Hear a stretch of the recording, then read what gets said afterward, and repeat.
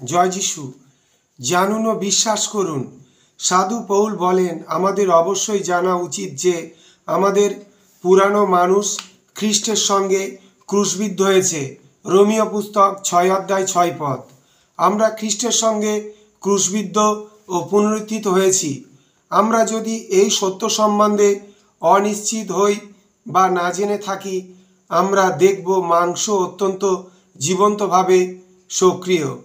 এমনকি এটা জীবিত না হলেও আমরা আমাদের পুরানো স্বভাবের কাছে নিজেদের সমর্পণ করব।